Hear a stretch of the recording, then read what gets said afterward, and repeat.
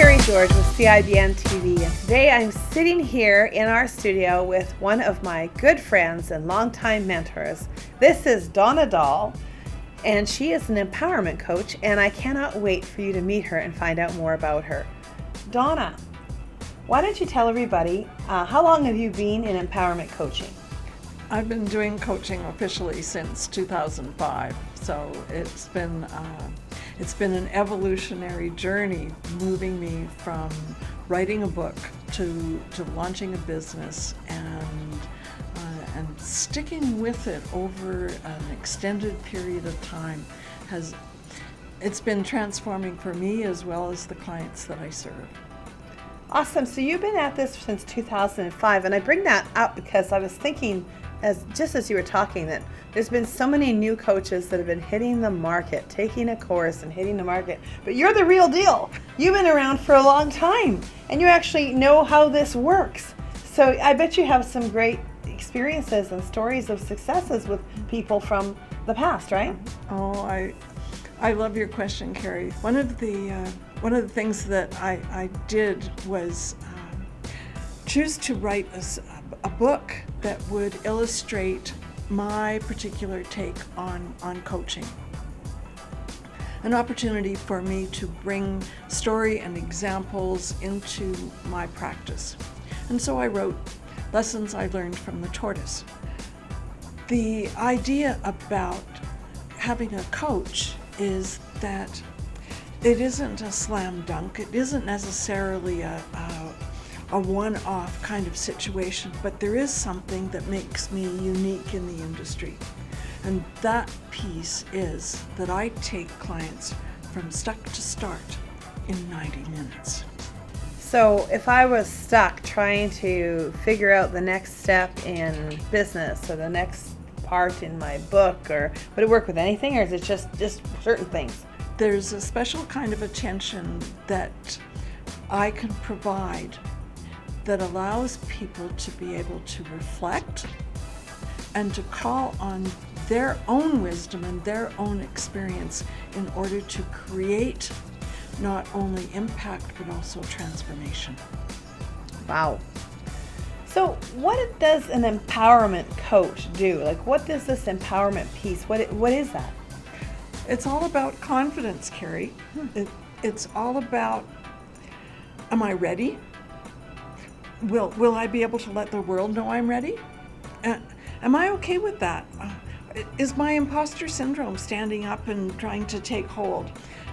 Or is it that I just need to believe in myself that I can do this? And it's that confidence piece that is the single most profound transformation that takes place. You know, I've heard many people talk about how they struggle with imposter syndrome. In fact, I think it's one of the most common objections that I find with people being afraid to stand up and talk about themselves and their business. So do you have anything you could comment on that imposter syndrome? I certainly can. The interesting piece is that we have been channeled into spaces where we are evaluated, where we are graded, where somebody places judgment on how we did a job or on how we showed up. And so when we're finally in a position where we're able to reflect and place judgment upon ourselves, it's where self-doubt comes in, because we go, am I valuable? Is what I'm saying important? Is it okay? Will other people value what I have to say, or will they value my wisdom? And the chances are excellent that when people have imposter syndrome, it's the first step towards saying, I value myself. Mm-hmm. How we value ourselves certainly does affect how we show up, doesn't it? Yes, it does. You know, Over the years, I've met a lot of people who struggle with self-confidence in general. Would you have any tips on that for us? So, how can someone increase their sense of self-confidence? Well, I have to say that my first tip is make an appointment with Donna and have a chat, because 90 minutes could make all the difference in the world. But, where does confidence come from? Confidence can come from reading a book. Confidence can come from someone else saying something to you about you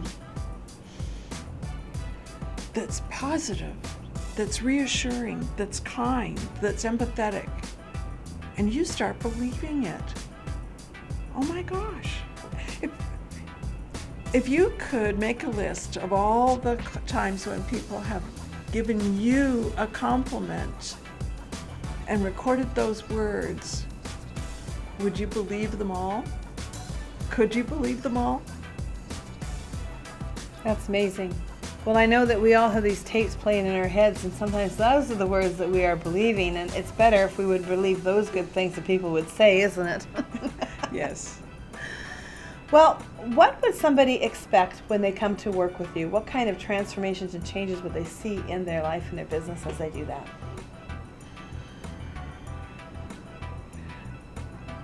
The work with a coach needs to begin with where you're at. The second step is, are you expecting to make a change? Are you expecting something different? Are you wanting something different? Because until you know what you want, the chances are you're never going to take a step to get there. So, what do you want? Where are you going? What is your plan? What is your vision? And if there was someone that could be your cheerleader in your court, would that make a difference? So many times people have dreams that they spend living out by talking to walls, and nothing ever changes. But having just one person believe in you, having one person hold your hand as you make a change, whether that's a spring in your step, a bigger smile on your face, a knowing of where you're going and that you will get there, changes everything. Absolutely. Well, as someone who has experienced Donna Dahl's coaching, I can say wholeheartedly that you should contact her. You should reach out to her. I highly recommend her. And I know exactly how powerful it is to have a cheerleader in your corner who is there for you, to hear you out, to take you to the next steps, and also is willing to give of their valuable time to mentor you in a positive direction. I'm Kerry George with CIBN TV, and thank you, Donna, for being here with us today. I'm happy to be here.